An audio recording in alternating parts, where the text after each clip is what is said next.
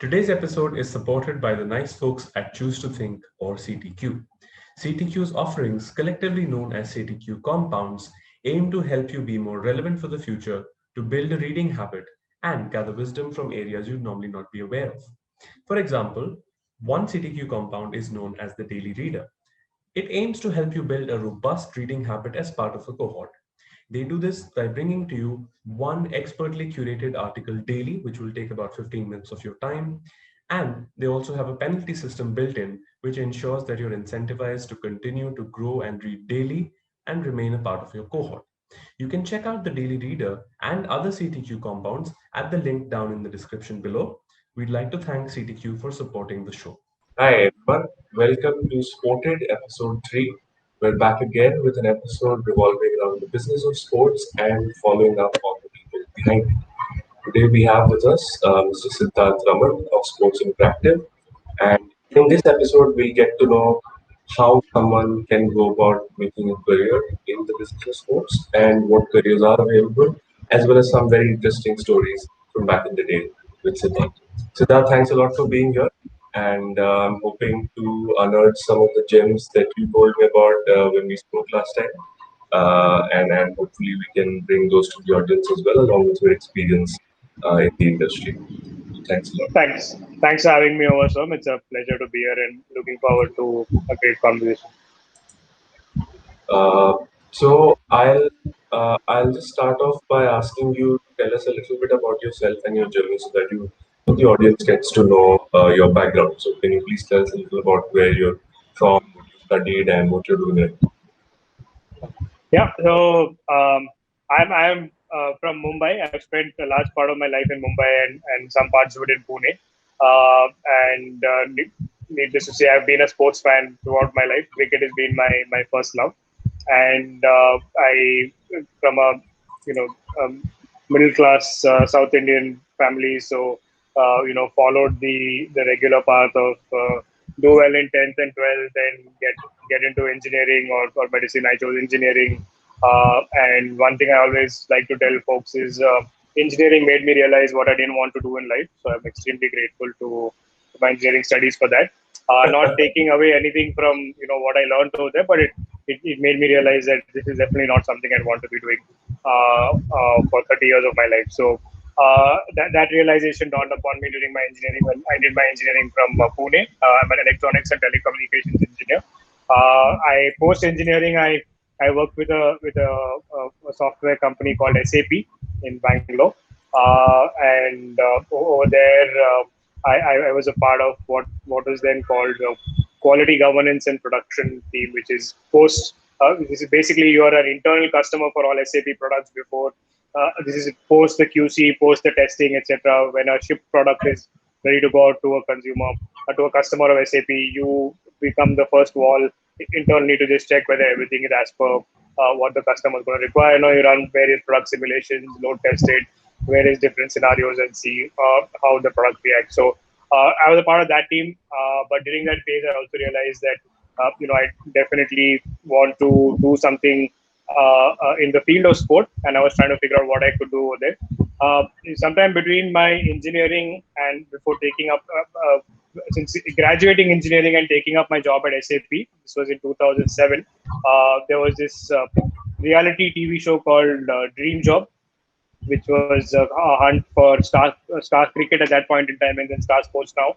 Their next cricket commentator, and I auditioned for that. I made it through the regional rounds, and I even made it to the national finals, which was broadcast on television. And I was a part of the finalists. I think about 18 finalists across the country who were there.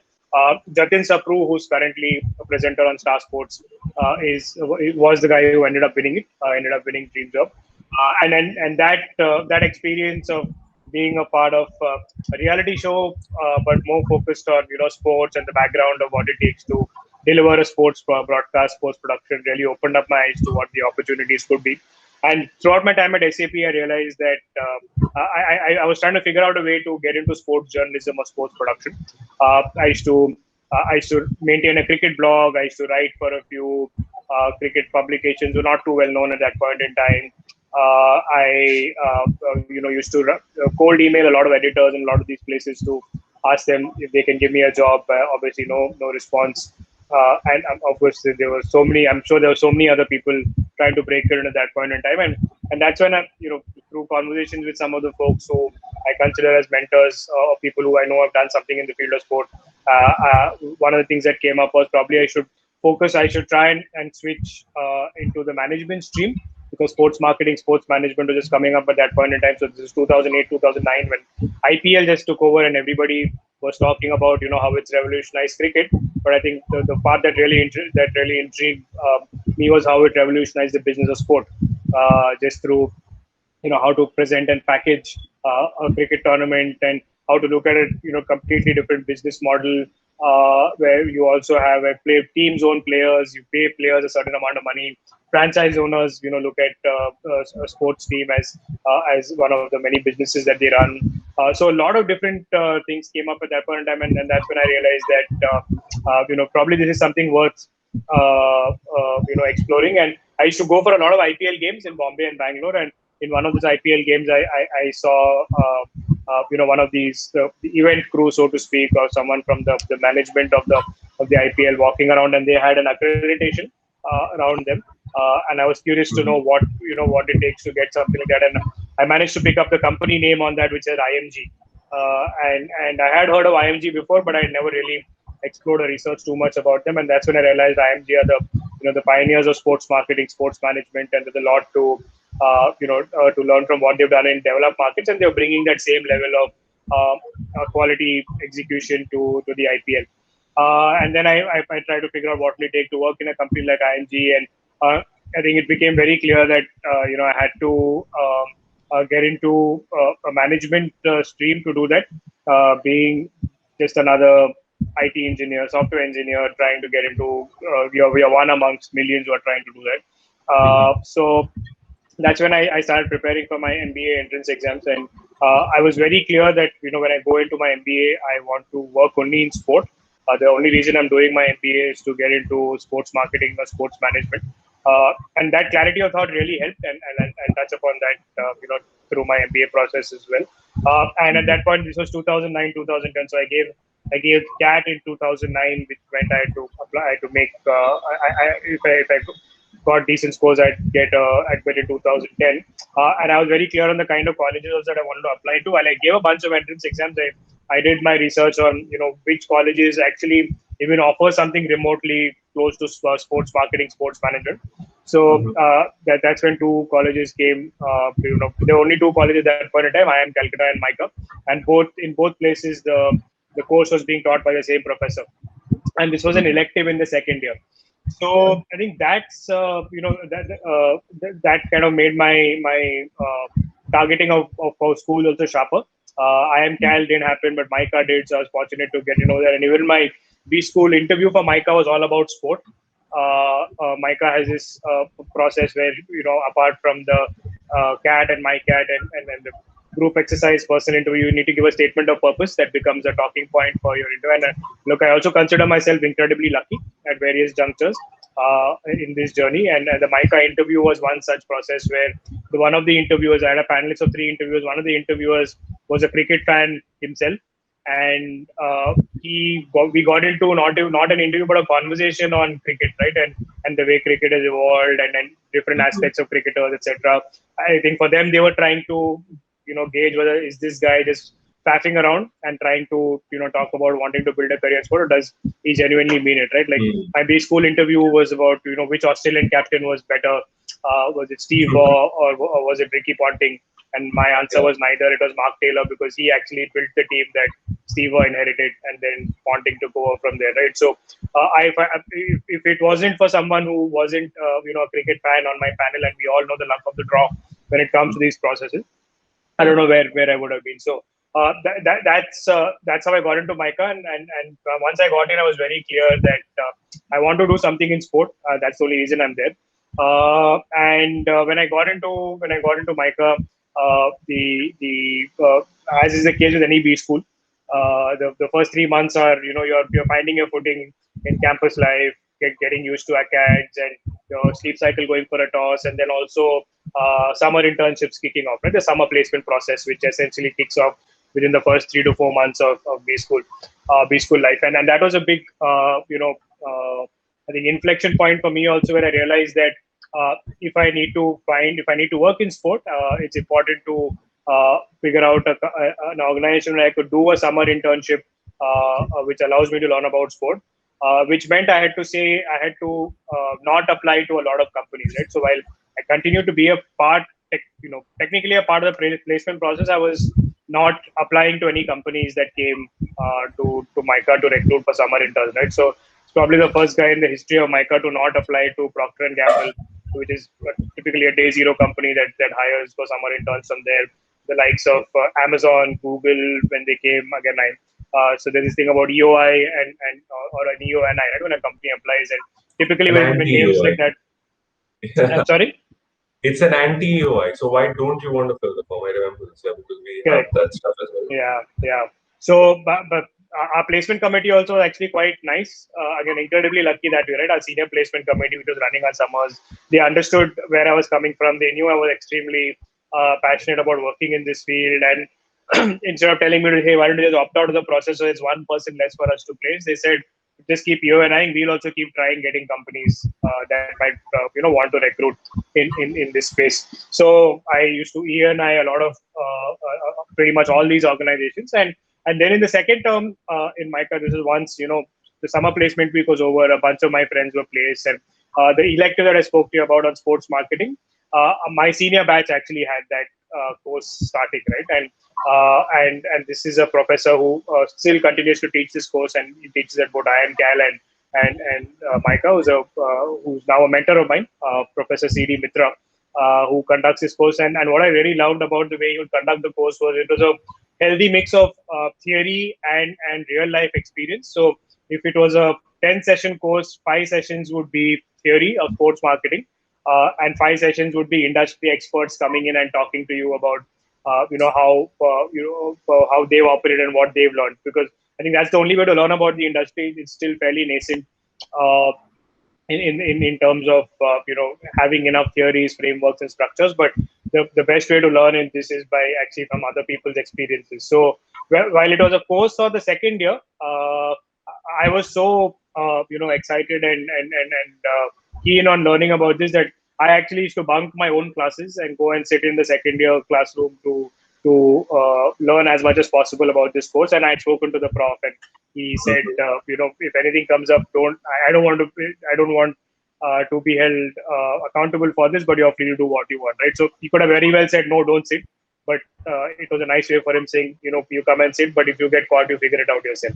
Unfortunately, it worked out. I actually had 100% attendance for my seniors course. And I ended up learning a lot in those sessions where you had someone like a Harish Krishnamachar who's helped build brand Sachin, to learn from him on the reality of celebrity sports management. You had someone like a Joy Bhattacharya who was team director for KKR at that point in time, talking about what it takes to build and run an IPL franchise. You had the marketing head for Kingfisher, which at that point was also running marketing for the Force India Formula One team, come and talk about what it takes to build a Formula One brand.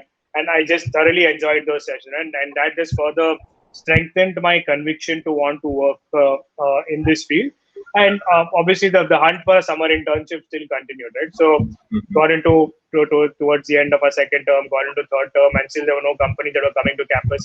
And during this period, I also found out about a few CII conferences that were happening in the sports marketing, sports management space. I flew down to Delhi for one such conference with a pure intention of just networking and trying to get as many visiting cards as possible that I could then start following up with a writing to for an internship. The response rate is about typically 2 to 3%, and rejection rate is 100% across the board. So it had kind of dealt with that as well.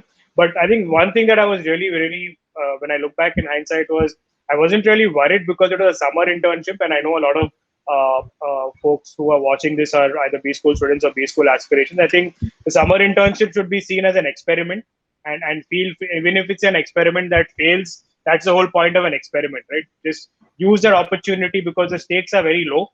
Use that opportunity to identify what you want to do, or strike or get a clear point of view on what you don't want to do, right? and which is why I probably really wasn't worried. And by that time, most of the batches, you get entering the third trimester then of your first year, most of your batch is placed. I was one of the few guys who still wasn't placed in my summers, and that's when I reached out to Professor Mitra to say that I'm really keen on doing this. You know how passionate I am about this. I've attended your course. I've had 100% attendance for my seniors courses, and if there's any way you could help. So he actually set me up for an interview with the Force India Formula One team at where they were looking for an intern for a project that they had coming up that summer. And again, this is where the luck factor comes in. Right? Again, I'm incredibly lucky because 2011 was the year when they wanted to launch a driver academy, the Force India Formula One Driver Academy, which was my project. Which I went for the interview. I was interviewed for that role, and I ended up getting the internship. So March 31st was when our term ended for the first year, and I got an internship confirmation on March 7th. So it was cutting it that close, but once the summer internship started, all of that really didn't make any difference. I thoroughly enjoyed myself. It was a program that was being done for the first time in India. The concept was to find India's next Formula One driver, and you have to run these go-karting championships across different parts of the country, where you travel from one city to another every week, and you would set up base in a go-karting track in that city, and call for registrations and identify young talent who could be potential Formula One drivers for Force India. So I learned a lot in that from just what it takes to, because we were working directly with the factory in Silverstone. If it's Formula One, the quality standards are very, very high and very, very strict. So working with kart manufacturers in Chennai to make special race grade go karts, working with your equipment manufacturers over here to make race grade helmets, working with fashion designers to make racing suits that fit for kids, which are also safe. A lot of that learning just also helped me get a deeper understanding of the nitty gritty of the sport, and that project basically kept me busy. It was a grueling summer internship. There's no doubt about it. I had pretty much, there were no days off. I worked pretty much every day of my summer internship, but it was fun. It was genuinely stuff I wanted to do. I wanted to learn, and I was getting to do that. Right. And I think that's the whole point of a summer internship. Right? Because the stakes are so low, even if you screw up somewhere, it's fine because it really doesn't matter in the larger scheme of things. But on the flip side, if you really end up doing a good job, the stakes over there, the rewards are very high, right? And that's what kind of worked out for me also. So towards the end of my summer internship, the program started in April and was actually going to go on till October, culminating with the inaugural Indian Grand Prix, which again is a matter of great, again, I just say luck that Indian Grand Prix the first edition happened to be there the time I was in B school and I could work over there. And my boss on my internship told me, hey, is there a way you can actually continue working for us? This thing was more extreme, saying, why don't you drop out of B school and start working? And I'm like, no way, I can do that. But I'm happy to figure out a way where I can manage both, right? So second year, you get to choose electives. And I chose my electives in a way where I had 3 weeks of classes and 1 week of relatively no classes or very few classes. And that 1 week I'd essentially travel to different parts of the country to work. And I think that's another thing that I learned. So my summer internship I was paid for, but this part where I was doing part-time studies, part-time work, I wasn't paid, but again, I wasn't doing it for the money. And again, even over there, the payoff was very, very high, right? Because by the end of my summer internship, my boss fought for me to get supersede other general managers and directors to travel to Silverstone for the finale of the driver hunt, right? So that was an awesome experience as a summer intern to actually be spending a week at the factory in Silverstone, where you spend time with the crew that's actually putting all this together, and also ensuring that you're delivering a world-class product from a driver academy perspective. That really helped him. And then the other thing also that was supposed to be the finale of my internship, but then another opportunity. This was around Diwali time. The Silverstone round of the academy was going to be followed by the Indian Grand Prix, and we had a marketing agency that time that had to take care of all the marketing activities for the Indian Grand Prix, and you had your drivers coming in a week ahead of the Indian Grand Prix because it was Force India in India.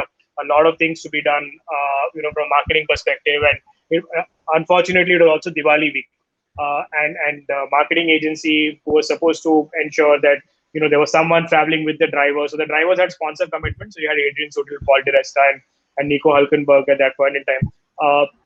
They had to travel to Bombay, Delhi, Bangalore for all the sponsor commitment, but it was bang in the middle of Diwali. So the marketing agency actually said, "Hey, you know what? We can't find anyone to travel with them because it's Diwali time. We don't want folks to be away from their families."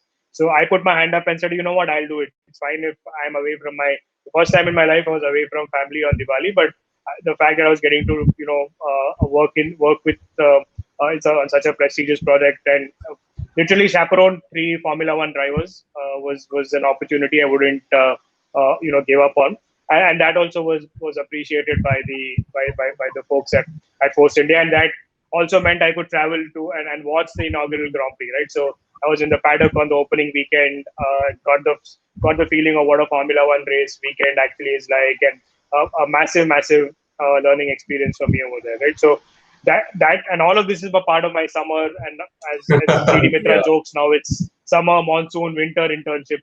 All of this while I was managing studies and academics back on campus. So it was definitely draining, but it was also enriching at the same time, right? Just in terms of valuable experience I got, and which is why I said a summer internship should be an opportunity for you to then make the most of.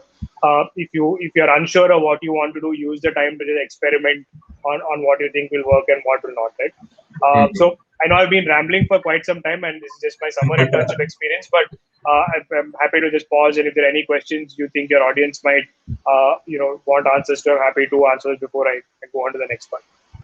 Yeah, so actually, I don't mind the rambling, Siddharth. You know why? Because I wanted people to hear the story that you told me, and it's quite extensive. In fact, just to point out how unlikely this is, sports marketing roles at B school are extremely rare, and even these days they're very rare. Back then, I'm not sure if people even thought it was possible. So somehow you took the leap of faith to go into a B school with the express idea of getting into sport. That was one thing that I found very courageous in this whole affair of your love affair with sports. And the other thing is, this professor, as you know, he still teaches both campuses, and I'm lucky enough to be in the other campus that you said, and I'm Calcutta, and we're actually going in for mock bidding of courses. So the final bidding is on 31st March. I'll probably try and pick up his course. And also, since you name dropped so many people, I'm just leaving a small shout out here for future reference that we want these people on later episodes, and we like your help with that. So maybe you can help us with that. But I do have a couple of questions around your work with Formula One.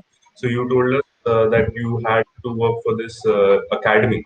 So can you tell me what is the sort of value that these things bring to, say, the team, Force India?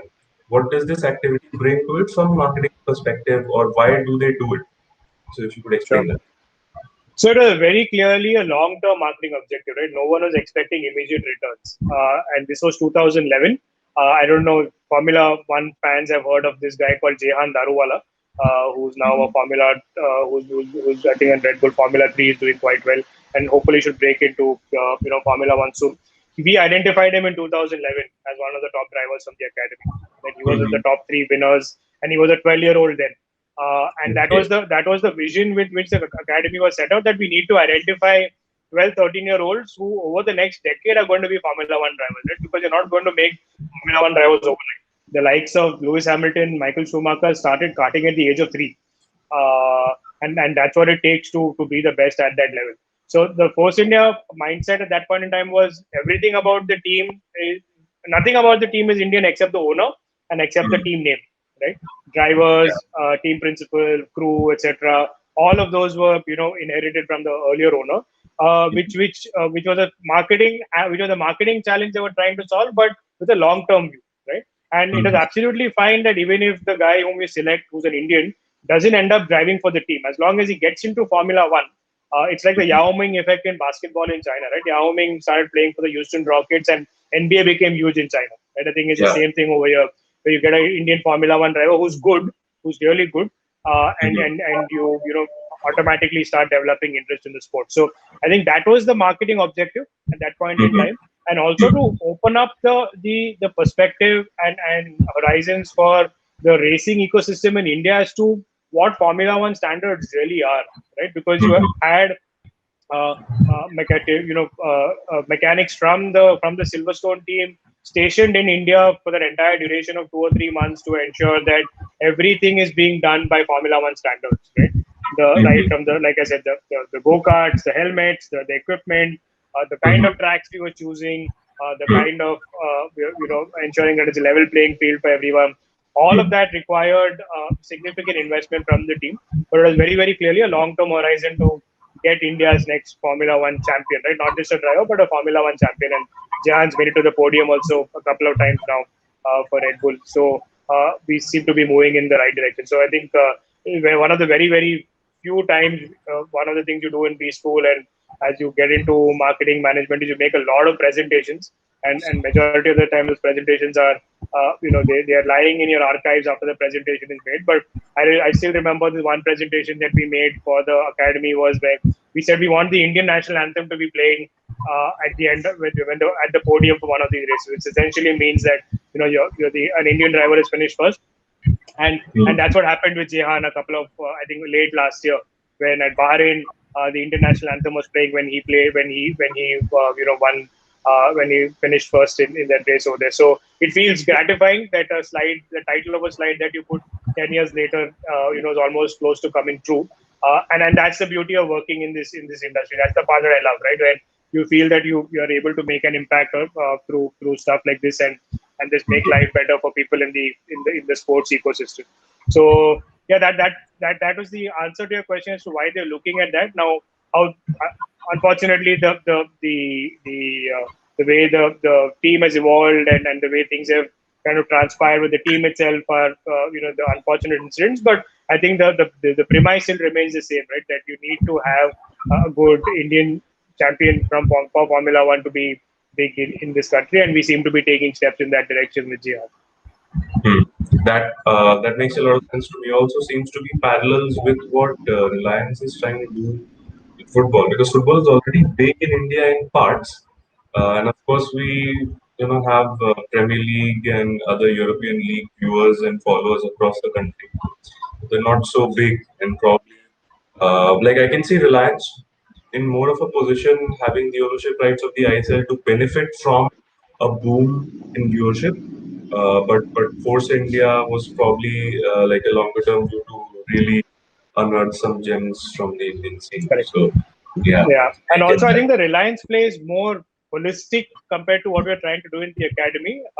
When I say holistic, it's consistent, it's long term. It's not just about getting India higher and higher up the rankings in FIFA, but also getting a groundswell for football in India, right? Where you want to get the entire ecosystem to grow. So you don't have to be the best player to feel good about yourself when it comes to football, right? Just the general spirit of playing sport and playing football is also what they want to celebrate, which I think is a very key component of developing a sport in the country. It's like what's happened with soccer in the US, say over the past couple of decades, right? The 1994 FIFA World Cup was a tipping point for them, and since then its interest levels have gone up, and it's very interesting to see that the women's national team over there is actually contribute a lot to the development of sport, which is very rare. But it should not be an aberration at all, right?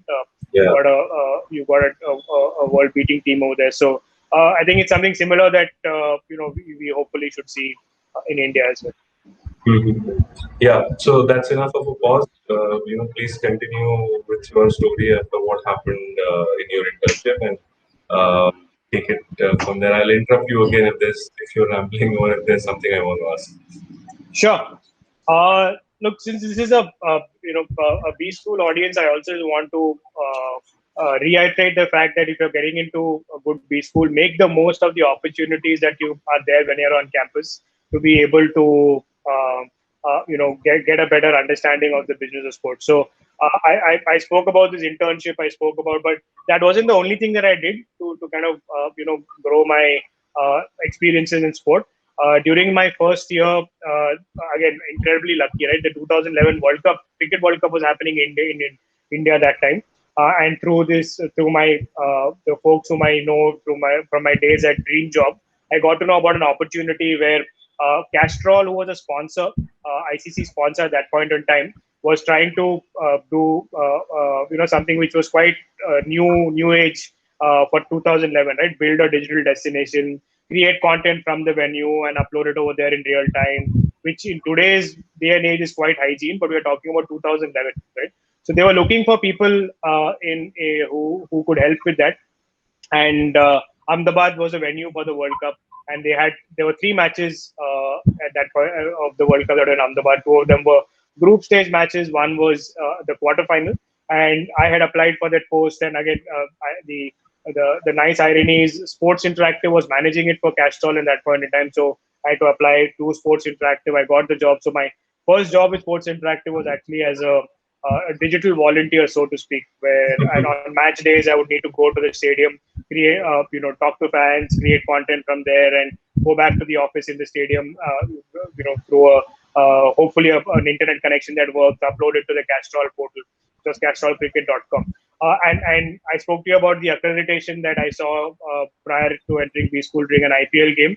It was a moment of great pride for me when I got one accreditation for the Ahmedabad venue, where it gave me, it was pretty much an all access accreditation apart from the pavilion, of course, but I could enter and exit any stand. I could see the match from any vantage point, and at the same time, the reason I got that was to also converse with fans, capture content from the venue with a digital camera, and send that back out. So that was something that I did during my B school as well.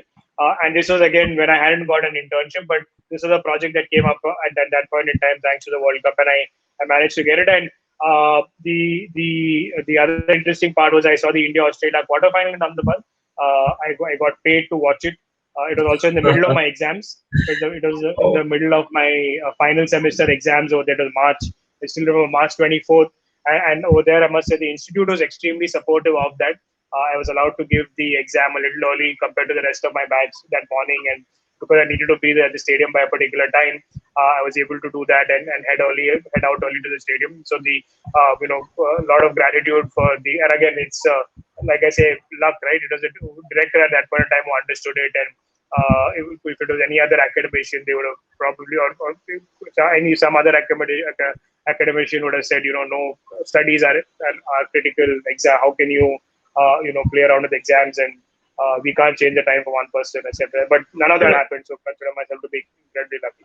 I think the other one I'd like to talk about from a B school perspective is, especially when this course happens, right?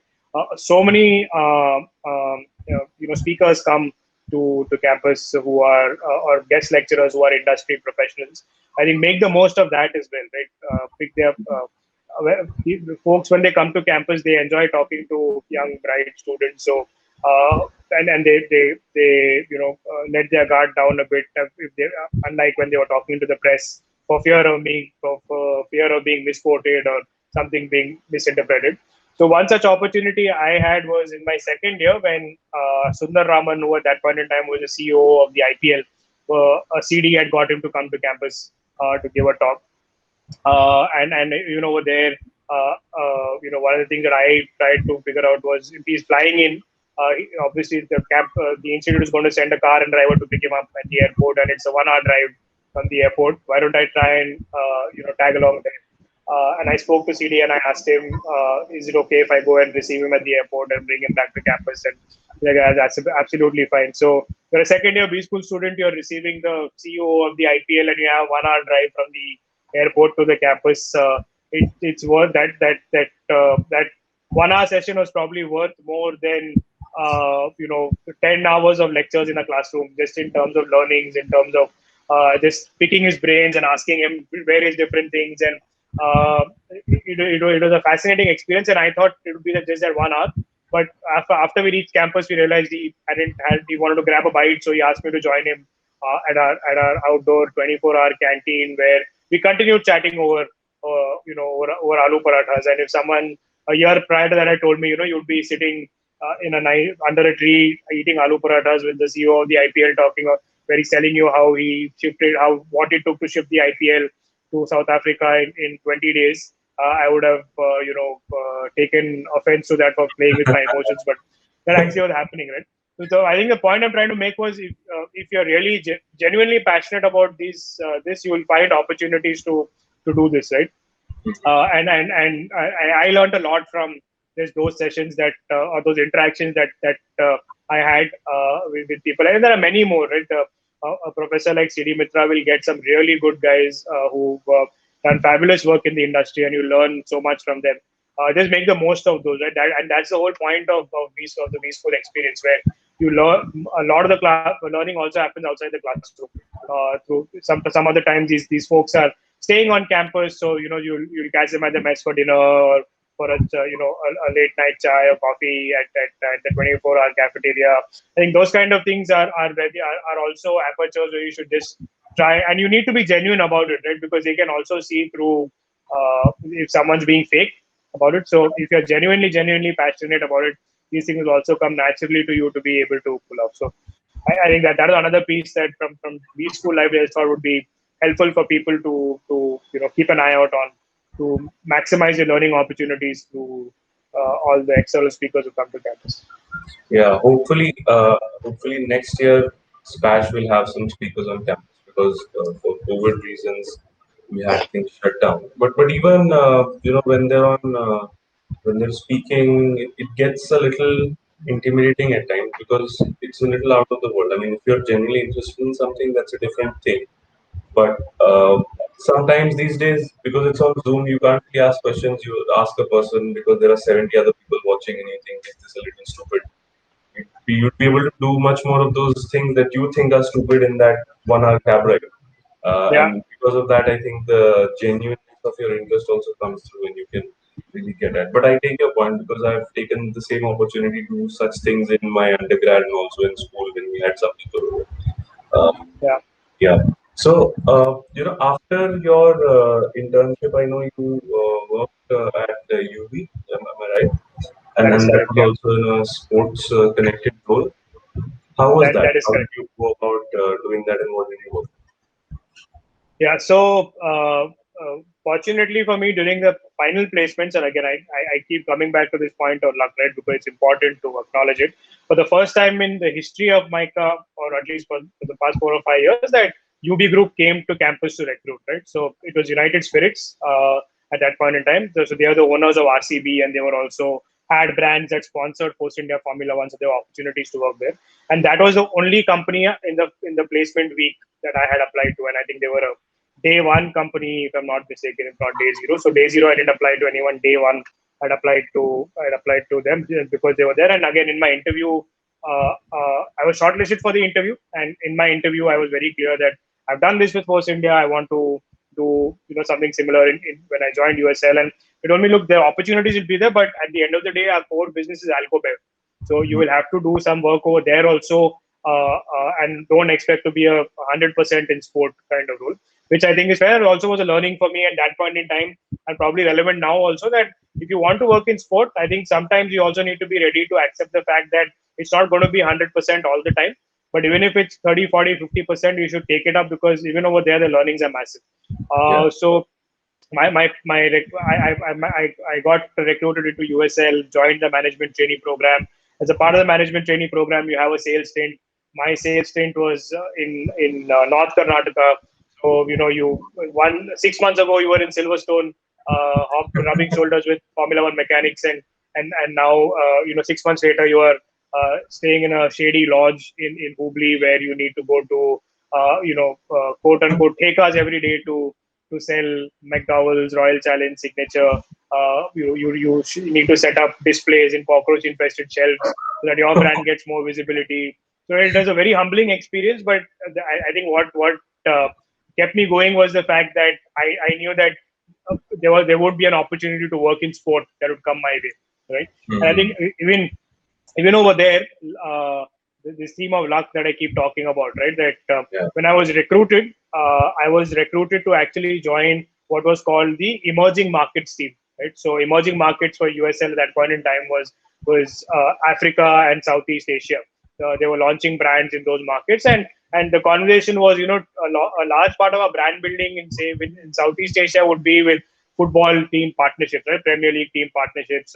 Even in Africa, football is big. We might do something over there. So there'll be an opportunity for you to work in sport over there. Which I said, okay, so, looks interesting. It may still not be direct, but at least I'd still be closely associated with sport.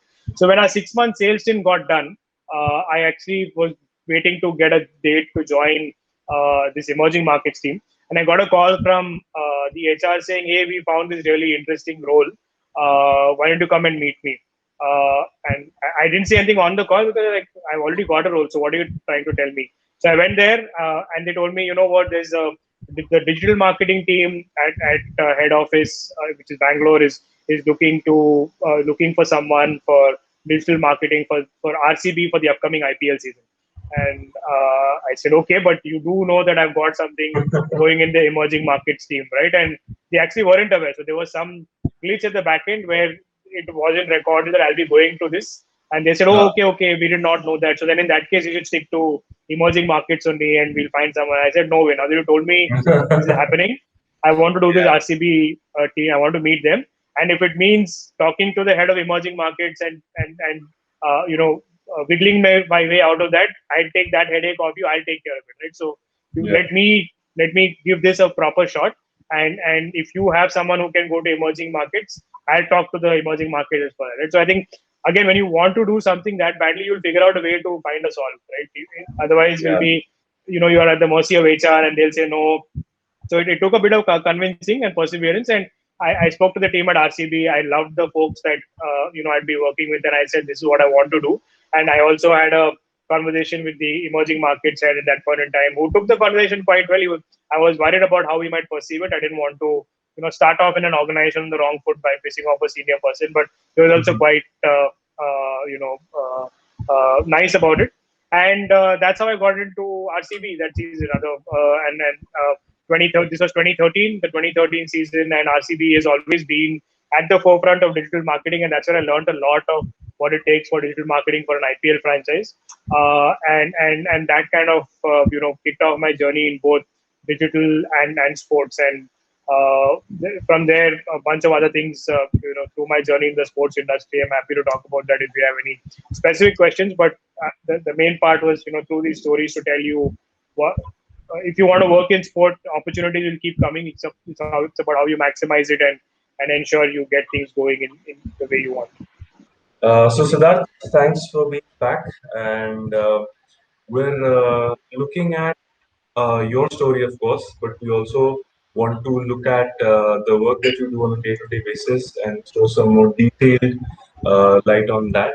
So could you please tell us what you do at Sports Interactive and what the company is really, because we haven't spoken about Sports Interactive, where you're currently right now. So tell us about the company and the work that you do, or someone at an entry level also does. Yeah. So I think the best way to explain Sports Interactive is through our vision. What we do is our vision is to revolutionize the sports fan experience, primarily through data, technology, and content. So we operate in the digital space, and digital is all encompassing under data, tech, and content. And what we basically may try and make life better for sports fans. So at the end of the day, fan engagement is what we do in the most simplistic terms. Now, what do you mean by that? If you're a cricket fan and you want to know what the cricket score is, you go to Google and you Google cricket score. Google one box shows up the cricket score at that point. That's actually being provided by us. Right? We power live scores like that for multiple different sports across different platforms. So last count, about 21 different sports we would cover and provide basic information about schedules, matches, live scores, so on and so forth. That's one part. The second is technology, where we build websites, mobile apps, and fantasy games, all of which at the end of the day are consumed by fans, right? So we are a B2B2C company. We are not direct B2C, but we work we work for various federations, rights holders, brands, stakeholders in the sports ecosystem for whom we deliver solutions that at the end of the day are consumed by fans, right? So to give you context, the official fantasy game for the FIFA World Cup in Russia in 2018 that was played the world over was actually built by us. Right? So FIFA commissioned us to build the game. Similarly, for UEFA, for the Euros, for the Champions League, all the fantasy games that are played by fans the world over are built by us. So that's an example of the kind of work that we do in that space. And the last is content, which is pure play marketing services, where we create content across various different formats, whether it's text, audio, video, visual as well. All of that we provide as a service to our customers who operate in various different aspects of sports marketing, whether you're a league, whether you're a broadcaster, whether you're a team, you're a rights holder, you're a brand or a sponsor looking to activate your sports sponsorship. We are able to provide solutions from a content perspective, which help you achieve your goals. So that in a nutshell is what Sports Interactive does. I think for us the uh, uh, daily challenges are how are we ensuring we're delivering the best experience for fans? Are our scores the fastest? Are our scores 100% accurate? Are we delivering it in the best possible and most easily consumable format? From a website, mobile app, fantasy game perspective, are our products amongst the best in the world? Are the product experiences that we're delivering to fans intuitive and making it more engaging for fans? And then from a content perspective, are we entertaining fans enough? And are we creating content that fans really look forward to for the brands that we manage? That fans are also relating to. We're getting real time feedback from fans on what's working, what's not, and therefore are we tweaking our content strategy accordingly, right? I'm not at the liberty to disclose too many clients, but if you're working with a broadcaster, if you want to promote a live tournament that's going to happen, what's the best way to get fans excited on digital? If you're working with a team, how do you get fans of the team to be really supportive of what the team wants to do, and get them to support the team no matter what, right? Independent of the team's performance on the field. I think those are the kind of challenges that we do. So, like I said, all of it just boils down to fan engagement, and that's something that we are extremely proud of. A couple of examples I can give you from when we say fan engagement, what do we actually mean by that? Yeah. I think one is from a non-cricket context, because I think cricket there are enough and more examples that people can look up and talk about. This is for Kabaddi. We've been working with the Pro Kabaddi League since its inception. So the challenge with Kabaddi, it's obviously it's huge in India, right?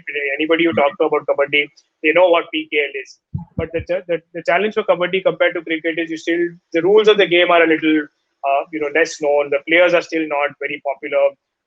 They obviously they're more popular when compared to when the league started, but still you can do more on that space. So one of the challenges that we are working with the Pro Kabaddi League was how do we make the viewing experience for fans who are watching it on TV better.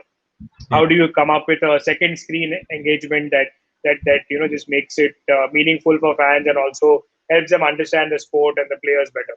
So what we did was we know that Kabaddi fans they love the sport for the speed and the action that it has, but at the same time they may not necessarily know the nuance of the sport, the intricacies of the sport, and also about the players, right? So from a second screen experience, what we said was we took a concept that's very well known called Housey, but we gave it a twist from a Kabaddi perspective, where on the Pro Kabaddi website or app, when a game starts, you get a Housey ticket. Now the Housey ticket doesn't have numbers in it. It actually has match events in it, right? So you get a ticket with 15 squares in the ticket. That 10 or 11 of them are have events in them, and those events could range from a Tamil Talaiva Super Rate to a Anup Kumar bonus point to XYZ player super tackle, so on and so forth. So there are multiple different events that you could do. The moment an event takes place in the live match, within 30 seconds, you need to tap on that event on your ticket, which is on your phone, to unlock it, right? And then the standard rules of Housey apply: your Jaldi Fire, your top row, middle row, bottom row, and full house, right? And then there are prizes for each of them. So we essentially took the sport of Kabaddi, married it with a concept like Housey, but gave it a twist where we're also driving education of the sport, right? So for you to actually be able to win in this, it's important for you to watch the game and understand the nuances. So also, small product enhancements like what happens if you tap an event and it hasn't taken place, right? If you tap an event and it hasn't taken place, there's an overlay that comes that flips on the event and says, this is what this event actually is. So it's also educating you about this event, right? It's also educating you about the player. So that was a key, driver of education as well. And that's what we saw that they drive tremendous engagement on the app. For a sport like Kabaddi, we saw close to about 35 million gaming minutes being clocked in just for this game, right? The second screen That's app. So exceptional, unimaginable. 35 million yeah, minutes.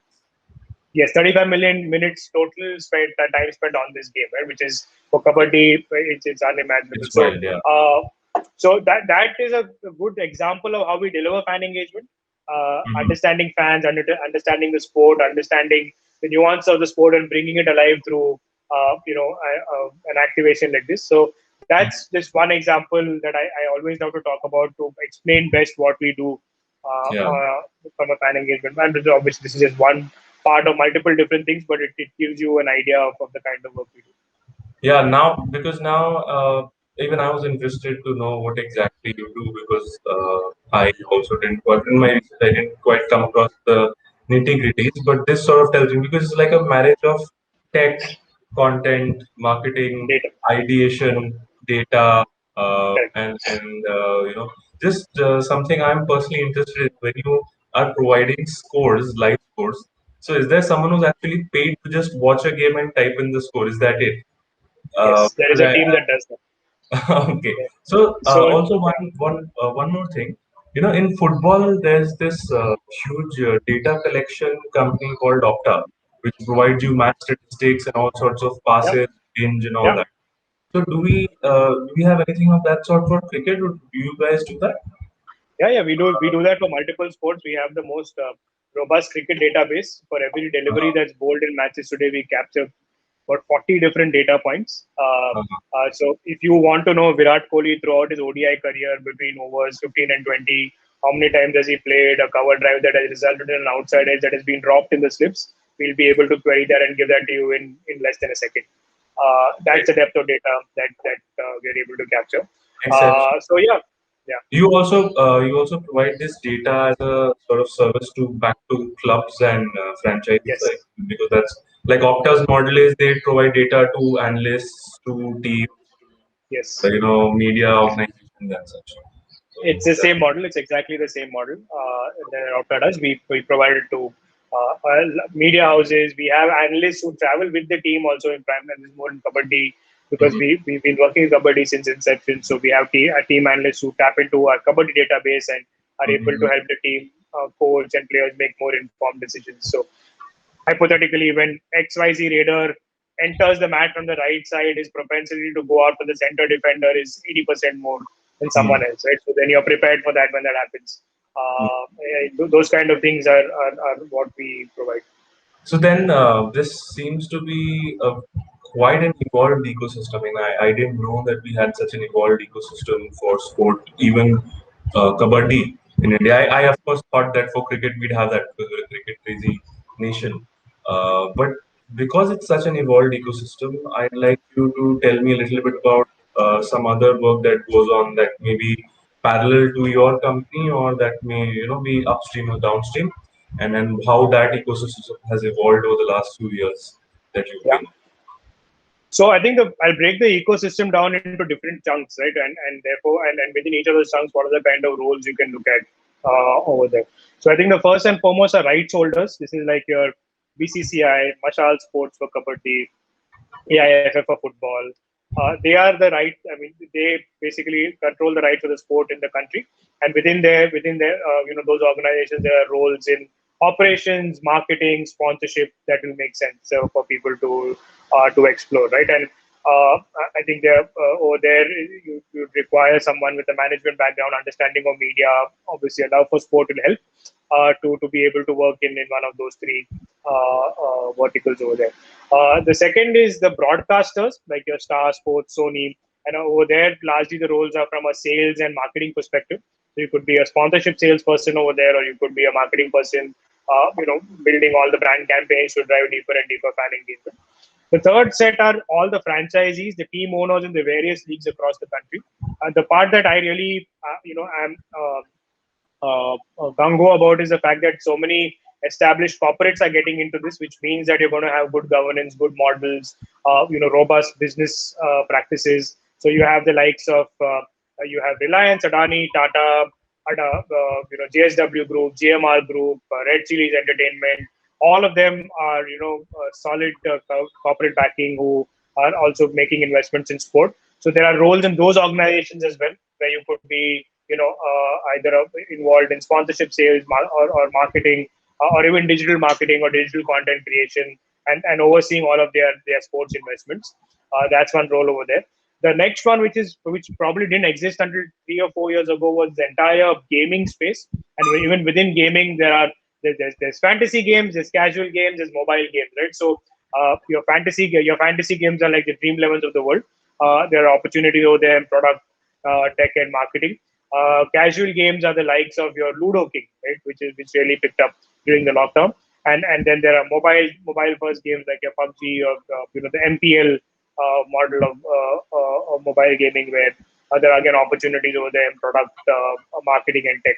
So I think that's one ecosystem to look at. And the last one is sponsors, brands that are looking to really build on the back of sport, build their brand persona and achieve business objective on the back of sport. So there could be a role in something like a Byju's, right? It's an edtech firm, but it's taken a bet on sponsoring the Indian cricket team. So how can you help Byju's achieve their brand and business objectives on the back of this?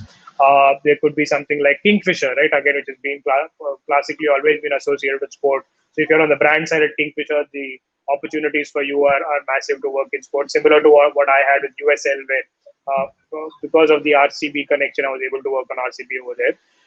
And I think that's the other one to look at. I think the main thing is there are many different ways to get into the sports ecosystem.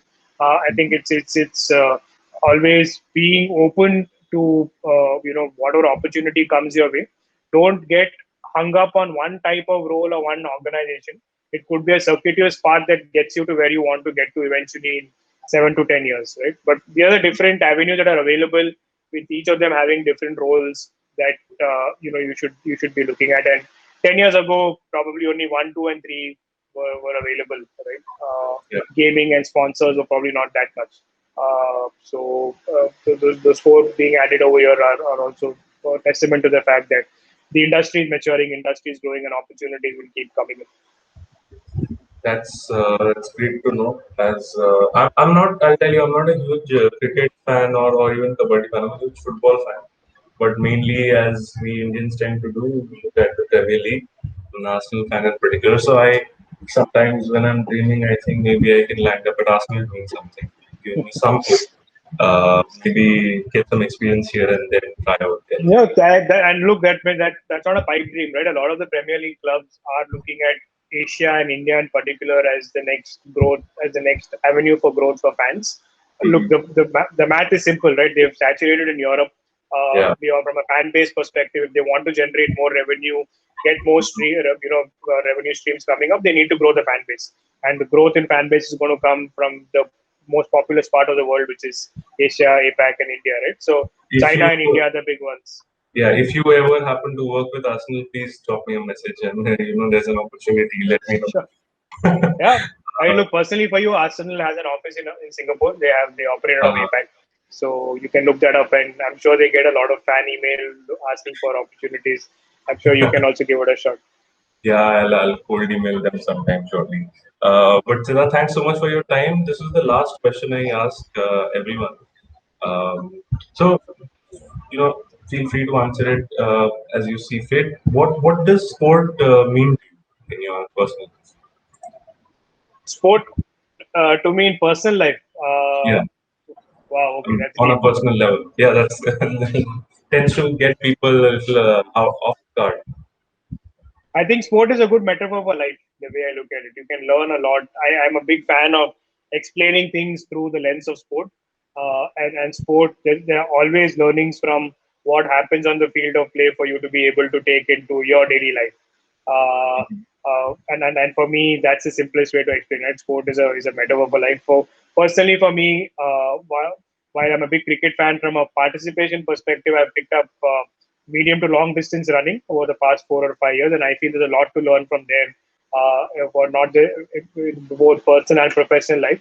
The basics of preparation, of following a routine, taking care of the basics, and ensuring that you're improving on a regular basis and not looking to make overnight drastic changes. I think all of those kind of learnings are metaphors that I take into daily life as well. But yeah, for me, it's a sport. I just feel is always a great way to look at different life learning. So it's a great metaphor for life. Okay, and with that, we end this episode. Siddharth, thanks a lot again for being here, and I will hopefully keep in touch with you over time. Really Sure, fun my doing this pleasure. episode. And thanks Thank a you. lot.